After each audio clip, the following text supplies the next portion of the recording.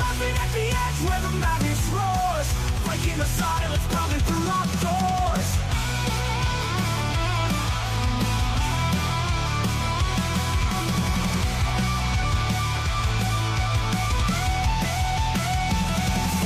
Dress it up, they don't sugar the core. Two battle-worn souls bringing thunder to the floor. Unfiltered fire spin what they've seen. The unapologetic podcast, raw and obscene. Raw and obscene. Raw and obscene. Good evening, everybody, and welcome to the Unapologetic Veterans Podcast. I am your host, the Unapologetic Veteran. And I'm Stalls, the other guy. Still the other guy, huh? Still the other guy. We gotta come up with something better. You're not just the other guy. You're well, you don't have a bush, so we can't call you Gray Bush, but we can call you Graybeard. Oh yeah, okay. It works. It works. It plays. Stalls, the Graybeard, conquered all 7 seas and every woman in it. Perfect. Well, guys, we have an amazing show for you guys today. We have a couple of gentlemen who have been kind enough to join us tonight and tell us about their story and their mission. And I am beyond fucking excited about this. You know, what they do for this community is it's unmatched, right? I mean, we all do something different, but what they're doing really has a purpose. And, you know, I can for sure stand behind what they're doing. And I can't wait for you guys to hear their story. Yeah, absolutely awesome. I believe researching this group of people has been the highlight of my week, mainly because my week has been boring as shit. So, but no, I mean, honestly, I mean, their motto is awesome. I'm not going to speak too much on it because it's not my motto. So, but yeah, really cool stories. But you're running on like 2 hours of sleep. You gonna be all right? I think I can power through. The inner Marine in me is still kicking. I mean, you got your box of crayons. We're good.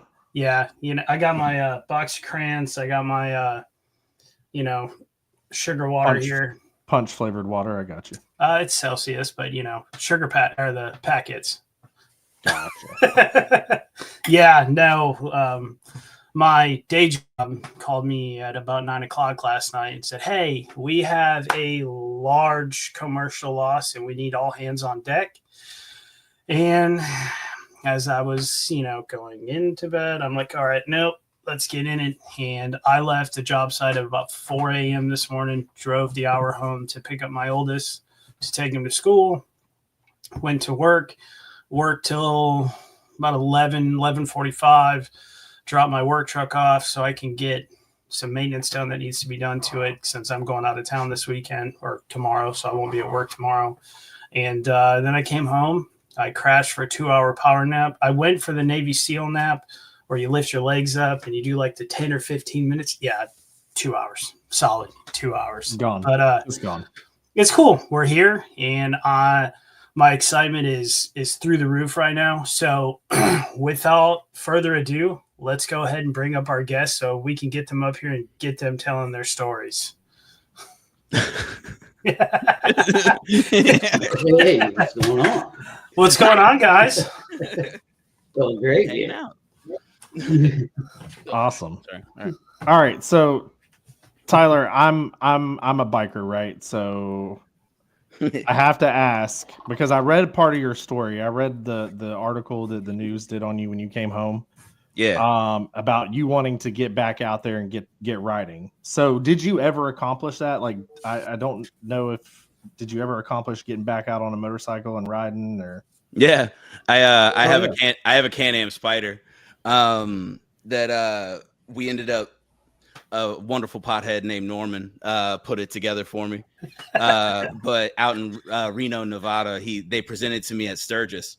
But yeah, the gas and brake comes up like a pitchfork, and I operate it with the little arm, and then I strap in with like a Chevy bench seat belt because I don't want to slide off the bench. Safety first, right? Safety third. There we go. Hell yeah, that's what I'm talking my about. motto. That's what I'm talking about. But yeah, Perfect.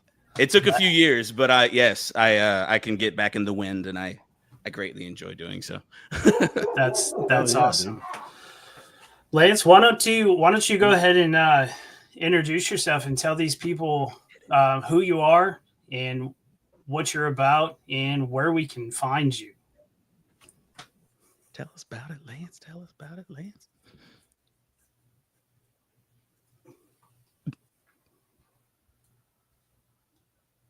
Please. I think he's frozen. Pretty please tell us about it, Lance. Oh no. Shit. He's frozen in time. Well, Yeah, He's frozen. in that case, we'll go down to you. How about you tell us a little bit about Lance? No, so damn, my mic's doing that thing. It's gonna randomly get quiet on me, so I'm gonna try and keep even keeled. My energy can't get too big. Oh wait, come on. I don't want to steal his thunder. You alive, brother? No. Gotta Right, love we'll drop. technology. We'll Sorry. Mess We'll up drop. momentum. We'll Sorry. let him drop down, and then when he comes back up, we'll pull him Yeah. back up. No worries. So story time? Question mark. I joined the Marines in 07. Went infantry on purpose. Went through Iraq scot-free 08 and 09, and then 2010 we deployed to Afghanistan. And 2 months after we deployed, I ended up stepping on 10 pounds of homemade explosives. Had a blast. Got sent home for bad behavior, basically. I flatlined a whole bunch of times on the way there. Bled out enough to have bled out completely thrice, I was told. Was in a medically induced coma for 2 weeks, and then ended up spending 2.5 years at Bethesda rehabilitating and rebuilding my left arm from the elbow down, doing limb salvage and stuff. Wow. And ended up retiring in 2012. Well, hey, at least they let you stay in a little while longer, right? But yeah, I had the option to re-enlist. I don't remember which commandant it was, but it was a few before Conway. Said that if you wanted to re-enlist after injury, we'd find a spot for you, kind of thing. But I really liked grunt shit. And it was literally all desk shit and hide me in a corner shit. Like, we can send you to recruiting. And I'm like, oh, yeah, that's going to work out for, mothers of America are going to want to look at me. They're going to. It could happen to your son, too. So let. I jinxed myself. Yeah, I see that. So, Ty, when you get through your first 2 deployments, right? So, I mean, just normal shit, normal grunt shit, kicking indoors, fucking going on missions. But your second, your deployment to Afghanistan, completely different. What was your mindset? You're sitting in Bethesda going through, I'm sure, surgery after surgery and rehab after rehab. Like, what's going through your head at that time? Just waking up and whatnot? Yeah. Okay. Like when you wake up and they're like, hey, by the way, you stepped on a 10-pound explosive.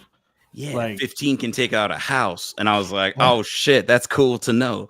I like that one. But no, so 2-week medically induced coma. So I was my family had time to get to Bethesda and get used to what I looked like before I woke up, which was cool for them.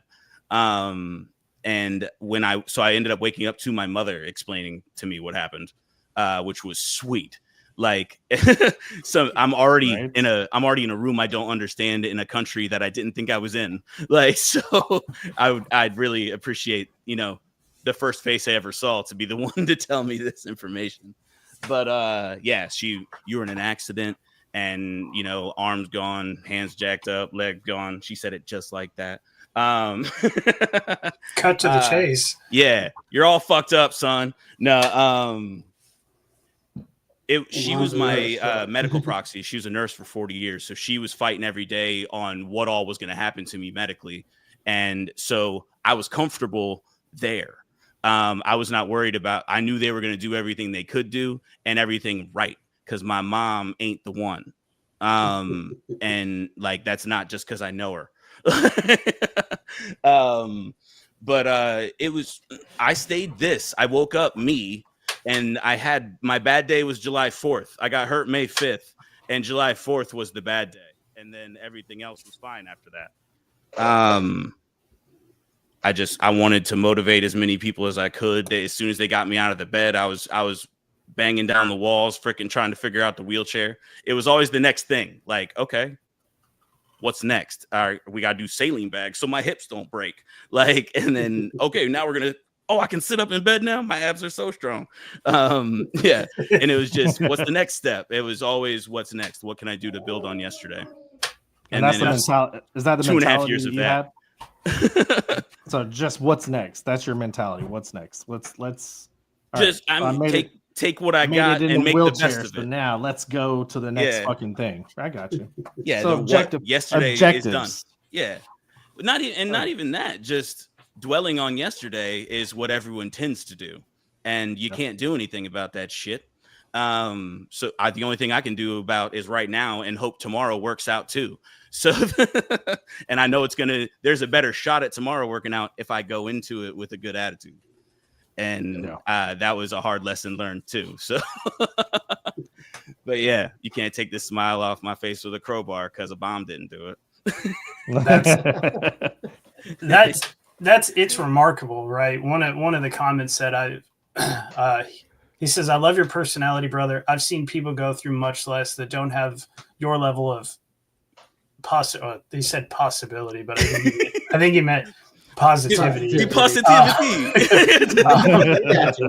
But so what for you clicked? Because it doesn't sound like you dwelled on it super long, like the whole why me thing. It sounds like you woke up and you're like, boom, let's go. I'm running. You're not walking. You skipped the crawling and walking and went straight to rolling down the hallways, bumping into everything. What was it for you that set that up to ultimately get you to where you're at today? Because, I've followed you for a long time. I've seen a lot of your content, and I don't think I've ever seen you have like a down day. Now, granted, it's what you show us, right? But there's still few and far between. What clicked for you? Initially, it was just I felt like I was given ammunition to help people see that they can do it too, really. So the initial stuff was I'm the youngest of three, and the youngest service member of 3 boys in the family. My father served too, and I'm the youngest and the runt, like youngest by a lot, like 3 and 4 years. They're right on top of each other. So I felt like everyone was going to have a harder time with the baby having been blown to smithereens. So my initial joviality, that's probably not a word. It's actually a word. Cool. Army telling me what's up. But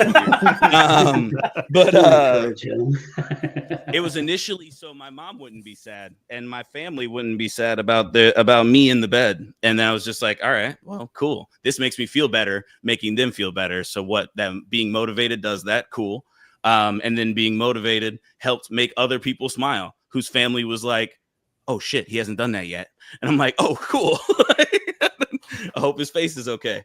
But I started doing peer visits and stuff. I was in the rooms talking with dudes and doing fall classes and stuff. Like it turned into what all I could do to help people get through their therapy, which ended up feeding me. Motivating and inspiring people is food for my soul. I got you. Has this always been like your level of hyper, like just everything? Oh, it's gotten more articulate over the years, but yeah, like right. It used to be way more Donnie Thornberry. I got you. I mean, it helps. It helps, though. I mean, the energy, the positivity. I mean, that is infectious for people. You can just feel the energy when somebody's like that. You can feel the energy in the room when you walk in or they walk in. So yeah, that's awesome. Thank you. Well, Lance, it didn't seems mean like to. Hey, we can try this again. you're Yeah, back. hit it, We're not- brother. Hold on, you're not frozen like this anymore. I'll try a different pose so that if we do it again, you'll know that it didn't revamp back. So I spent a little bit more time in than Ty. I did 18 years before they medically discharged me. During those 18 years, I did multiple deployments to Iraq and Afghanistan. On one occasion, resulting in an IED blast, roadside, blasting 2 of my Marines into me, hitting the ground and causing a TBI. And another incident, I broke a couple of vertebrae in my neck, which I wouldn't find out for a few years later during another IED accident inside a vehicle. Why are you laughing? I'm sorry, IED accident makes me laugh. I'm sorry. They did it on purpose. I'm sorry.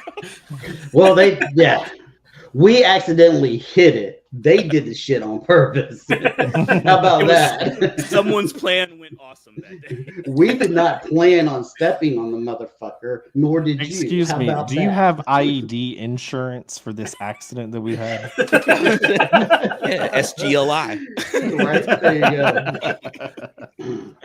Sorry, Lance. So, but before the bombs and all that kind of stuff, I went through a divorce. I got married young, dumb, and full of things, and Been there, got the bumper sticker. made bad decisions on that.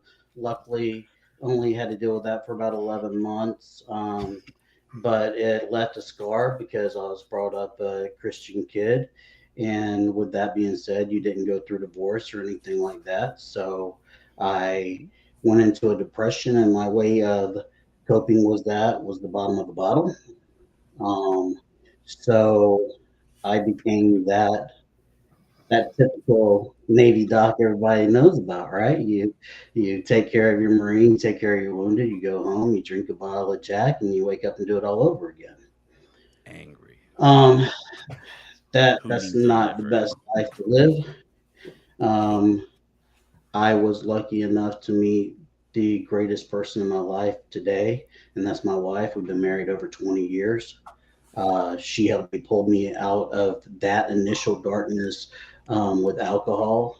She's a Marine too. Correct. Thanks for pointing that out, Ty. I was saying, I'm noticing a trend here. I think the Marines are taking over. I'm outnumbered. Well, he's. I would say Lance is a Marine. He neglected to tell you he went to Marine Corps boot camp and busted his knee up and had to get out right after boot camp, and then went in the Navy because he couldn't get rid of us and to be a doc. Sorry. Just to carry another 60-pound pack on top of it. He's a Marine too. Very good. I don't know. Right. I don't know what I was thinking on that. This isn't enough stuff. I need a bigger bag. Right. When all of your regular grunts are carrying their shit, you're carrying your shit plus a fucking aid bag on top of it. Yeah. And then depending on the foot patrol in Iraq or Afghanistan, I mean, you're loading your combat lifesavers and everybody else up with stuff in their pockets too, because you don't know how long you're going to be out there. So it's wild. Feeling dry so pouches. A couple of wild deployments, of course, led to the TBI, as I mentioned, which multiple deployments always leads to that nice post-traumatic stress, and the combination of the two, as you guys probably know, do not go well together. Especially with all so at this point I had I got clean of the alcohol. I realized I had a problem, but thought I could take care. I can take care of this, right? Yeah, you're strong. You know, we're men. We got this. Yeah. To the point that you end up in one of those situations that you never want to see yourself in, with your hands wrapped around someone's throat that you love dearly, while sleeping, and then you get that ultimatum: look, either you go get checked or we're gone. and your life starts to crumble and realize that, hey, this is something that you can't handle. But that wasn't it. That it took much more for me to realize that what I needed to do. But it definitely got me off the alcohol and got me pointed in the right direction. Uh, right before I got out, I had got to such a dark place to where I decided to literally have a pistol in my hand. Um, I made 3 phone calls and I said, if nobody answers on this third phone call, it's just not meant to be. Bullshit. Luckily that third person picked up and came and got my gun. And that's one of the reasons why I'm still here. Still fucking here. So That's right. once I got out and we moved here to Florida, I met Ty. Ty didn't really want anything to do with me at the time when we first met, and That's and not all the way he'll true. explain that. You can explain that after I finish my story. Damn it. Anyway, my story. Hey, man, we gave you the floor and you stared at us for a little while and then just left. Hey, I didn't tell that guy to stay there. He just stayed there. So, I got the opportunity to get a shot called the stellate ganglion block for post-traumatic stress. It literally is a shot of lidocaine in the neck. It is in the nerve group that is related to the fight or flight mechanism, and the theory behind it is it puts that nerve to sleep. When the nerve wakes back up, it's not as agitated. So therefore, it's easier to control your PTSD symptoms than them controlling you. It's literally, did you try turning it on and back off again? So it's the IT solution for your PTSD. I mean, literally, No like, shit. because how long are you supposed to sleep after? Yeah. So How long are you supposed to sleep after? Yeah. You see, he loves this story. He just like tries to jump to everything. Anyway, so I get this shot, and I was told the best thing to do for this shot when you get it is to sleep. Your body's going to tell you to sleep, so sleep. I was like, I haven't slept in years. What the fuck are you talking about? Sleep. I was like, that's never going to happen. I walked through the door, and these guys don't hear from me for 24 hours. I slept for 18 hours straight. Wow. That was Like a fucking bear. 8 hours was unheard of. 18 hours was insane. I'll take 3. Give I me had a just nice three. Right. Nice coma. Yeah. And so in about the same time, these guys had started Still Fucking Here. And as with my story, I kind of went right with it and agreed with the thing, because there's been many of opportunities that I could not be here, but I'm still fucking here. But now we're doing it, and we realize that we're still fucking here for a reason.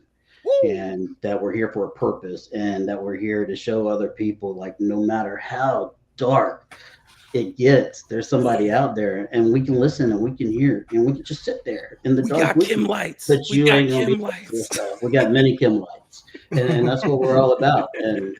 And we our merch is what fuels us, and yeah, the rest is kind of history, right, Ty? Sure. Yeah. So past 4 years is whoop. It's kind of eerie how similar your story and my story are, because that was me 2018. Like I'm out. I got out in 2012. I went to college because I didn't have any purpose, right? I didn't have anything to really do, so I was like, well, fuck it, I'll go to college, right? It's a thing. So to I do. get out. I graduate from college. I'm jumping from job to job. I hate every civilian job that I've ever done, right? I still do to this day, kind of, not really. But 2018, I hit rock bottom. I'm in a toxic relationship. Freaking hating life. I have no purpose. The only thing that's keeping me around is my kids. And one day I finally had drank enough. I'm sitting in the floor of my apartment, and I've got it ready to go. And what happens? My fucking kid calls me. Ha! And that was it. That's what pulled me out, right? In your face, your plans. Exactly. Oh no, So it's a similar story, and you hear Yeah. it more often than not.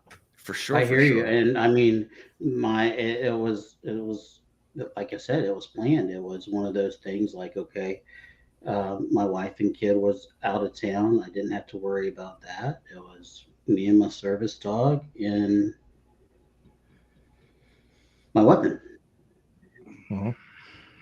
And all of the thoughts that I just wanted to stop, just wanted it to be quiet just for a few minutes, to the point that that was the only way that I thought it was going to be quiet. Yep. And anybody who's out there feeling that way, it's not the only way to be quiet. Believe me, there's other ways. And Absolutely. the same ways that work for me may not work for you, but there are ways out there to help you. Hell yeah. Look under every rock. Yeah. That goes along with what our last episode was, where we just told people, hey, you got to just fucking talk. Pick up the phone and Open it up. fucking talk to somebody. That is step one. Yeah. Yeah. I mean, You don't go get shot in Open the it neck up. day one. Like, no. Yeah, I have a problem. Like, that's step one, guys. That's still Yeah. the age-old step. Ty has a problem with this microphone. And everybody. you, I mean, StreamYard has a problem with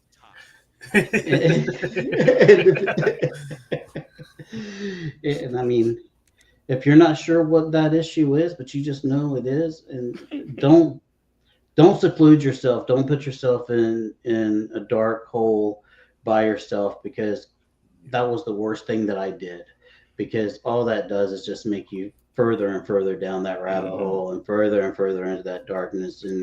And if you feel that way, just like I said, reach out. There's others out there that are more than happy to hear you. I still got ears. It's I've got one strong arm. This one's strong as shit.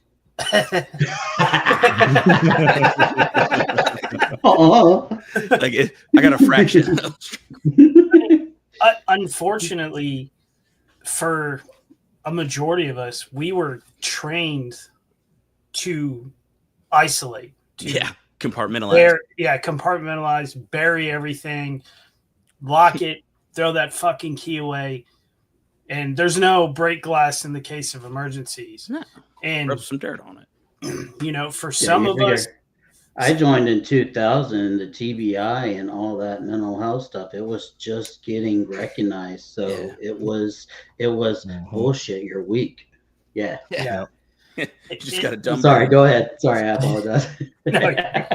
and that's kind of what our last two episodes have been about, right? Like, so often we are told, like, don't, just shut up, you're fine, don't worry about it, like, it's not that big a deal. Or like in your case, there really wasn't information out there, but today there's hundreds probably of different ways you can go and get help, whether it's reaching out to somebody randomly on social media, it's calling, going to the doctor, it's calling 988, it's calling your mom, it's there's options there. But the problem is we were trained not to reach out, right?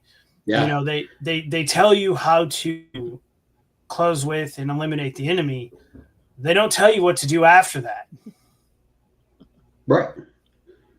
You know what I mean? There's you no can say it follow-up. over and over until we're blue in the face, and we've all heard it a million times, but it's fact. We can train for war, but there's no training for what's left of a man after war. There's no training. Exactly. What you got? Why are you raising your hand, bro? Because I'm polite, you fuck. Because I went to grade school. You feel the love here? No, I was just saying they taught us also they taught us how to adapt and overcome. That was step one. Whatever it is, over, under, around, through, figure it out. Masking. When we get out, no, not even just masking, but like, no, I'm saying that is one of the ways. They'll rub some dirt on it for real, but at the same time, the adapt, the overcome comes into play here still, where it still has to happen. You still have to evolve. You have to realize, oh, a lot of the old ways, a lot of the rub some dirt on it is a whole bunch of bullshit. Like, if grandpa drank a little less, talked a little more, you know, maybe he'd have been a little happier. Right. And maybe we would have learned about this a little bit sooner. Yeah, because a lot of it comes down to, you know, we are left high and dry, and people are not prepared for what to do when you don't have the camaraderie anymore. And again, no goal. There's no team and no team working towards a goal. It's you're unmoored and you're just adrift. But they didn't teach us how to do any of the stuff. They taught us how to think on our feet. They taught us how to stay on our toes and rock back on your heels if you have to, because you still have to shift weight to get it all done. Adapting and overcoming is still part of it. Like, so sometimes who cares if they didn't show us how to do it? Like, you know, something's not right. All this booze, all this stuff equals quiet, empty room. I don't like quiet, empty room. So maybe minus booze, minus pills, minus this, start taking shit out until the room gets brighter and people start coming back. Just math it out. Yeah. I mean, it also comes down to the fact that not a lot of people know about the grassroots organizations in their community that do work with veterans. There's so many organizations. Hundreds of organizations out there. And like near you. Probably. Like, yeah, like there's hundreds near you. Like there. Yeah, exactly. Throw a rock anywhere you go, you're gonna find a couple. Just please go on if you're looking for somebody, veteran nonprofits near me, and all of them will come up and you see if there's something that works for you. I'm not crying, I swear. My left eye is just leaking. Like, I don't know what's going on right now. I'm not getting emotional about any of this, I promise. Like, it's okay, guys. We could get emotional. Like, we can cry.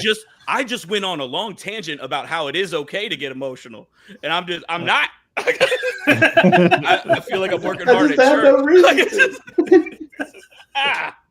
so SFH stands for Still Fucking Here, right? It do. So where did the inspiration come? Ding, ding, ding, ding. It ended up being me, technically.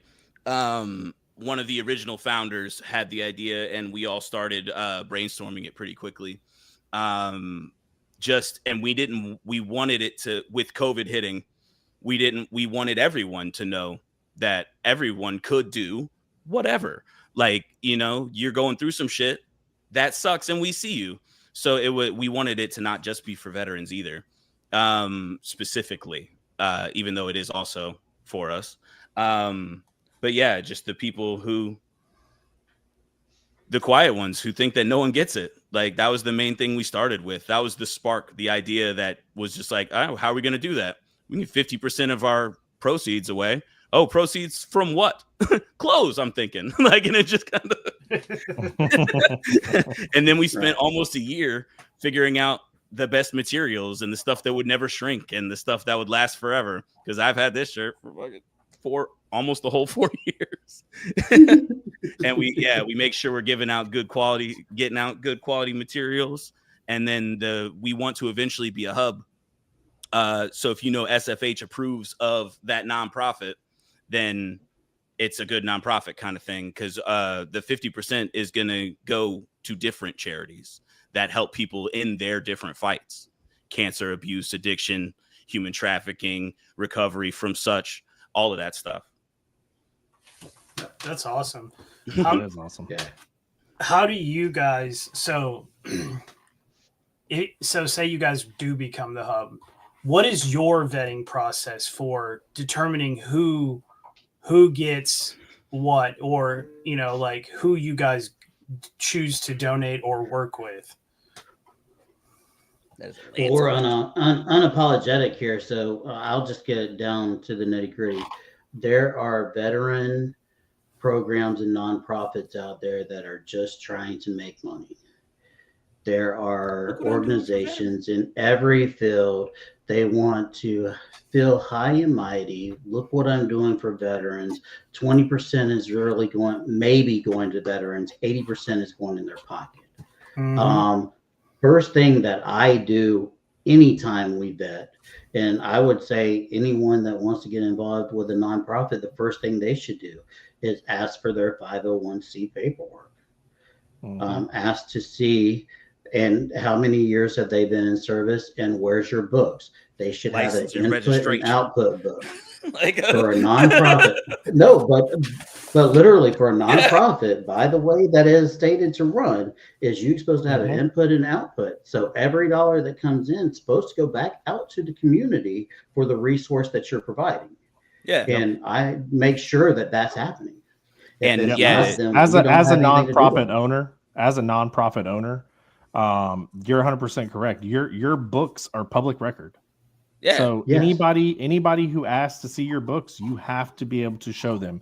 This is where the money came from. This is where the money went. If this money was earmarked, you have to have the earmark for what that money is supposed to be used for. 100%.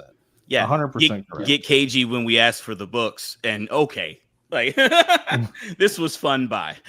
Listen, yeah, I don't. It's not you. You want my money. Yeah, it so really is me. Right, exactly. It's me. I don't want to give you this money because I'm trying to give it to the veteran. Or who, and that was another reason. Right. I think that was another reason why there was leniency on the LLC side opposed to the nonprofit side, is because there's so many nonprofits out there, and as an LLC, we can change and move and dodge as we need to, if that makes sense. Weave. There you go, bob and weave. That's what I was looking for. Thanks, Ty. Where were you at 5 seconds ago? Dodge, dive. Yeah. Dodge. So see, as my nonprofit, I can only donate my money to veterans for outreach and families of veterans who've been affected by 22 a day. That is what our mission statement is. That is clearly what I have to do. So whereas you guys, your LLC, your mission can change. It can be this or this or this or that. It can evolve. But and it'll always be whatever we can be doing that will help as many people with this same thing as we can. Like it almost, we haven't made anything off of any of this yet because of the 50% thing. The rest of it all goes towards us carrying on. But because at the end of the day, not one of us cares about making one red nickel off of any of this. It ends up being we want one more, changing out one life a day, one person, because if you save one person's life, you've saved a world. Like, so not just that one person, you save that one person's life, you set them on the track in order to possibly save someone else's life. And how many lives down the line have you saved now? Exactly. Because that was one of the things that I had to come and grasp with when I contemplated suicide, and after the fact, was how many lives are you going to ruin by just taking your own life? People don't think about that. But how many lives can you change just by being a nice person and holding the door for someone, or saying hello to someone that looks like they may be having a bad day? Or asking that tough question. In the two. Let's just be that good person. Yeah. Oh yeah.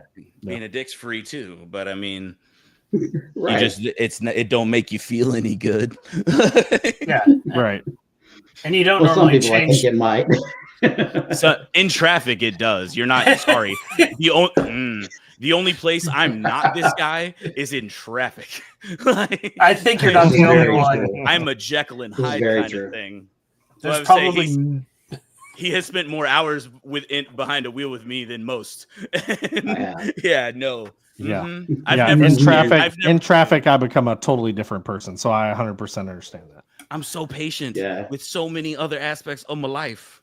But no, man, if you don't go the speed limit in front of me, I hope you step in a wet puddle every time you put on fresh socks. I hate you.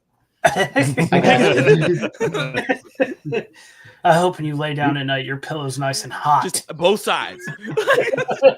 No erasers on any of your pencils. None of them. Not a one. And you wrote everything backwards. So we got a question in the chat. It said, if I wanted to purchase a shirt or make a donation, is there a website I can visit? We are SFH.com. Where's the chat at? SFH.com. Exit full screen. Where my chat at? Should be on your right hand side. There you go. Yeah, we are SFH.com. That's where our events are listed. Currently, all of our upcoming events are in there.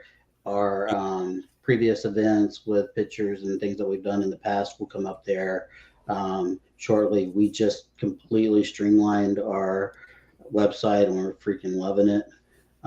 So please go check it out. Really excited about it. Yeah, really excited. Brian will be so excited if you go check out our website, everybody. Help us make Brian's night. Like one of the other owners, you'd be doing me a mitzvah if you went and checked out the website.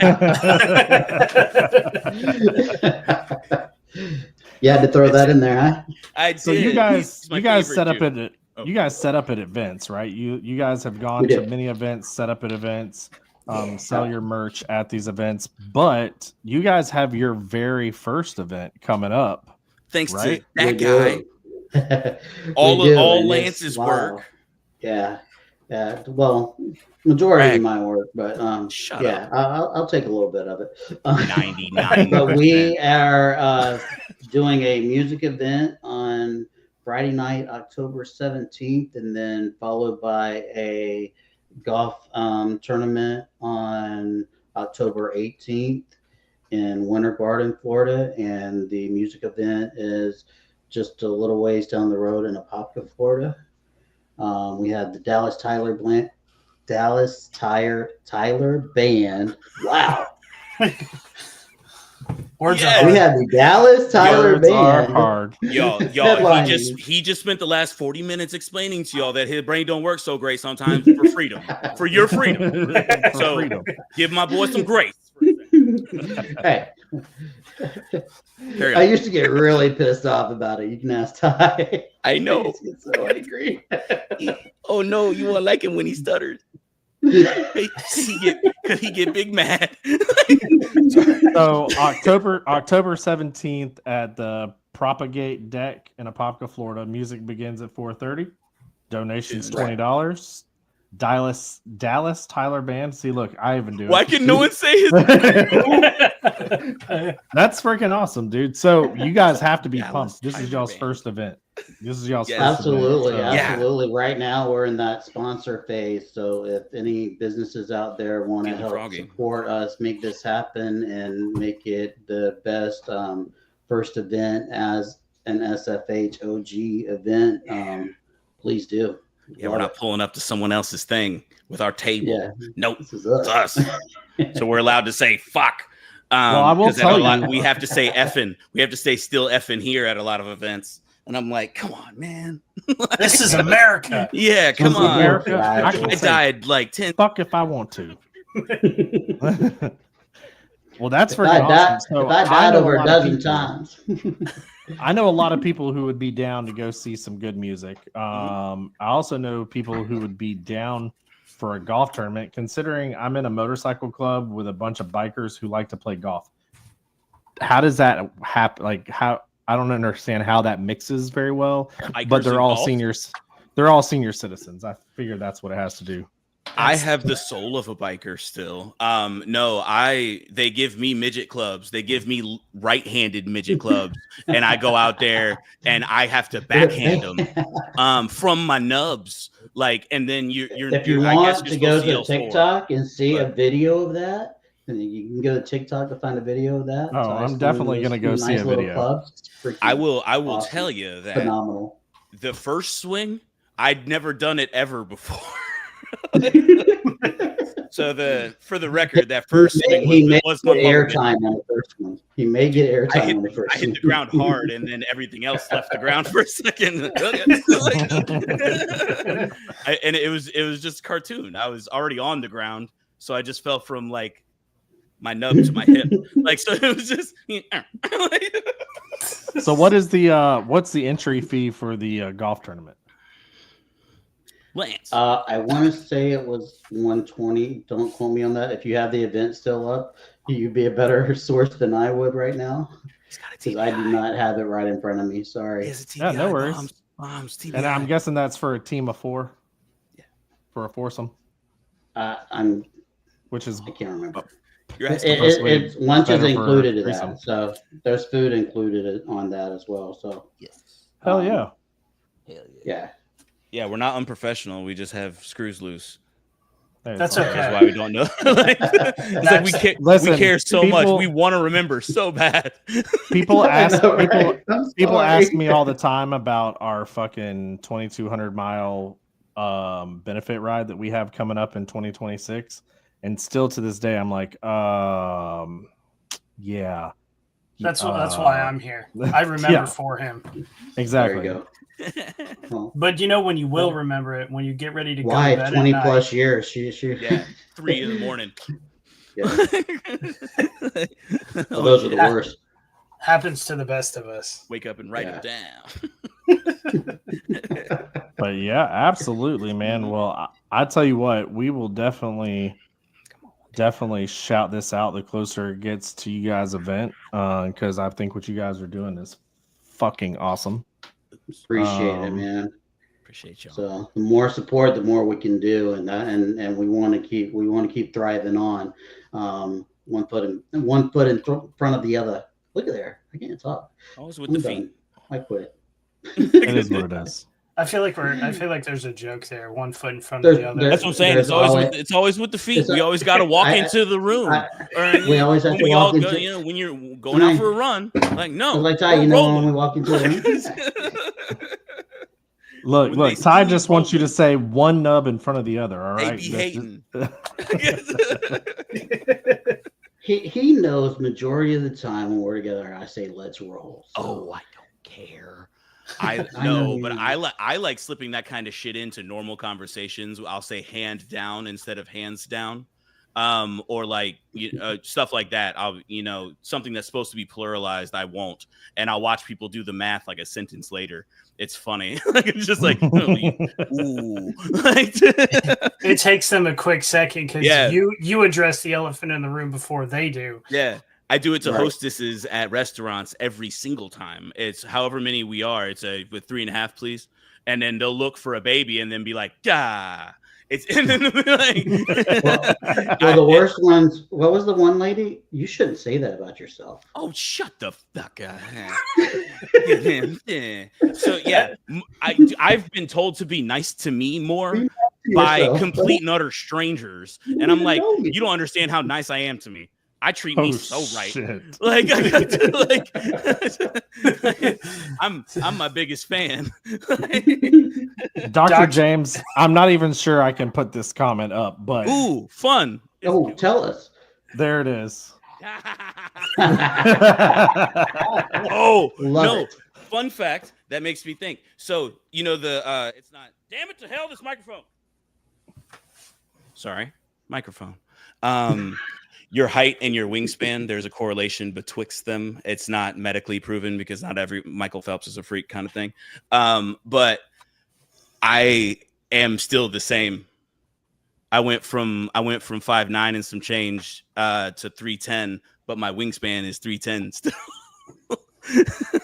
So I'm still the right height for my wingspan. Oh shit. It's And fucked you up know- how that works. I went from Hey, 5'10" to I've got 3'10". one tie. Did Stand you by. know? I went from 5'10" to 3'10". I lost 2 feet.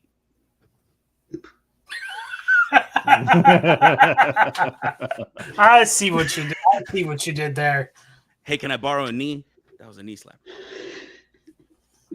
Go ahead, Lance. Hey, did you know in order to get a discount at a shoe store, you had to tell them your shoe size? Oh, dude, that was the fun. Dude, Nike, that woman, she put 10 toes on the floor and looked me in my soul. You heard me. And so we went to Nike and I was buying shorts. I was not buying kicks. But there was a big discount if you signed up for the app. So I was doing that. And she looked at me typing in all this shit and she took my phone. It was cool. I was like, hell yeah. And she's listing off, asking me shit. What's your shoe size? And I looked at her and I was just like, seriously? And she was like, what is your shoe size? And I was just in my head, I'm like, I wore 8s in real life. So he Like, I stands don't up in his chair. Like, is she really not realizing this? no, she knew I need a number, bitch. Like, let's go. Is The app, 0? I can't put in A. Give me a number. Yeah, she's like, I have to put something in here. Just give me something. But she didn't. There was Wow. no doing the math after. She didn't care. No. You heard me. Give me a shoe size. Jesus. It was so funny. Yeah, because oh my god, I'm so sorry. I meant it needs it. Like, no, Jay, you heard me. Give me a number. You half a motherfucker. Like, I was like, I made Tyler's him. rolling out, and he's like, that was actually kind of cool. I mean, honestly, she was the opposite of ableist. Yeah. I hate this microphone a lot. She was more accepting than most, if you actually think about it. She was determined to get an answer from you. Clearly, I know you don't wear shoes, fucker. Like, you know what I need right now. Just give me your shoe size. And no one will get hurt. I just want to check y'all out and go home. But I don't even have my feet with me. Why? Yeah. And then I got to say out loud that I wore 8s. And then people are like, yeah, it's small ass feet. I'm like, It got the job done, okay? Don't judge me. I was a gymnast in real life. It made for good flippies. There you go. Like, There you go. it helped with the sauce when I was doing the flippies. Oh, Lord. You should, the next time. I haven't said that out loud. I'm sorry. The next time you go to a restaurant and you say, yeah, there's 3.5 of us, you should have, yes, we need a booster seat. And then they bring the booster seat over and they realize what the fuck is going on. My ass will never fit. Like, I'm so much heavier than anyone would ever think I am because calves don't He's weigh pretty fucking fuck. heavy. I'm still 185. Like, no, my ass won't get in there. My leg is as thick as that thing is. Jeez. I still work out. How does that go for you? You said you still work out, so. Oh, he opened the door. No, Oh, I opened it wide. no, my bad. No, well, it turns out that if I let myself atrophy and get weak, which I've done in the 15 years since I got hurt a couple times, due to just lack of motivation or whatever, everything hurts. It sucks when you get weak and everything atrophies, and doing anything in a wheelchair is not easy when your back muscles suck and this, your core, like rolling over in bed hurts. It's difficult when your core isn't strong. How I have to do it so I don't get tangled up in this. It's a whole thing. So it just became more of so my day to day can suck less. I have to at least be, this strong. And there was a lot of stuff along the way where I was trying, I went to several different CrossFit gyms where I was welcomed with open arms, and a lot of people helping me with the adapting of it all, to try and get what I can get for full body workouts. But along the way, I landed on a good regimen that I can do at home that is all functional stuff, which comes down to push-ups, a type of squat, basically, and a few other workouts with kettlebells and weighted vests and stuff. That's awesome. Yeah, it took me a minute to get where I know what I'm doing on it, where I wasn't just killing myself for no reason. Like, no, I'm working this specifically because if my legs and my butt aren't strong, getting anything off the top shelf is much harder. I'm gonna keep this and this strong because I want to pick up my kids as they keep getting older. Makes sense. Yeah. So did you ever use prosthetics? I mean, was that ever an option for you, or? Yes. There's several on the floor around me, actually. No, I wore legs for a while at the beginning, and the original plan was wear legs all during the day, and when I was home, not take them off, be in the wheelchair. And eventually the juice wasn't worth the squeeze. When I started getting back into the home life, you have to wear them like an hour or two a day and like walk, move around, stand, do stuff, or it'll feel like you've never worn them ever. Like way worse than missing a week of gym because you were sick. Like you've never put on prosthetics. So for a little while there, I was only putting them on when we left the house. So I'd spend the next week in pain. And it just be, I don't know who I was trying to impress, honestly. Like, it was just a user's choice thing. The juice isn't worth the squeeze for me. They hurt me more than they help. And I have never felt more normal than in this wheelchair here. But like the legs and stuff made me feel like I was a weird robot on stilts. Like if something goes wrong, I'm a spectacle. Like I'm functional in the chair. I can do stuff. Like I'm walking. That's all I'm doing today. I'll carry my phone. Like, so if you haven't had the opportunity to see any of Ty's video, his chair is a Segway. It's two wheels. It's 2 wheels, and it's based on his balance. So he makes it go forward and backwards, and then he has a lever that helps him turn left to right on it. Yeah. How long did it take you to figure that out? It was that was one where the whole I was a gymnast in real life thing paid off, because my balance has always been easy to find. My center of gravity is my armpits now. And I learned that early. And my neighbor, there's 3 legless dudes on this same street by accident. All 3 Marines. Legless lane, motherfucker. But one of them was getting a Segway wheelchair. He was like, yo, you want to check out this Segway wheelchair? Yes, please. Went down there. It's right-handed. We can't do it. It's got right-handed. And I'm like, well, I didn't bring my right hand today. So I was just like, what's this gonna do to me? You're in my neighborhood. Like, it's not, I'll sign a waiver. I get in the thing, I put on a motor, it was a skateboarder helmet, like the little like Tony Hawk helmet. And I'm sitting there driving it. I'm driving with the wrong arm. I'm getting my shit right and doing all this and oh, he's fine. Okay. And then the same chair, it's 150 pounds and goes 12 miles an hour. And they would present it to people. The charity that does it, SEGS, you got to say it slow, SEGS number 4 vets, because if you say it fast, it sounds like sex for vets. They would give people the chair at an event with booze on a stage, and it took the eventuality of one person leaning the wrong way in their brand spanking new fancy wheelchair and shooting off the stage. So they give them to you a week early, and then you train on them like a motorcycle safety course kind of thing, and then they present them to you on a stage for all the people who helped make it happen, all the donors and stuff. But during the thing, they kept trying to show me how to do stuff like figure 8s and shit. And I was like, come here. I made the dude follow me to the head, since Marines. And I was like, stand there. And I pissed in the urinal without putting the legs down. Like, so it's just, and he was like, all right, never mind. Like, like you're good. He's like, all right, never mind. Good. You good? You got this. Yeah. You have gotten a go at this station. So I found a wrench and took the seatbelt off. Because if it flips, I don't want to be strapped to it. Well, there you go. That makes perfect sense. I weigh more than it. So like I imagine that it would shit whip me. Like yeah. I'm like, no, I'd like to be able to like, oh no, you can roll. I'm gonna go this way.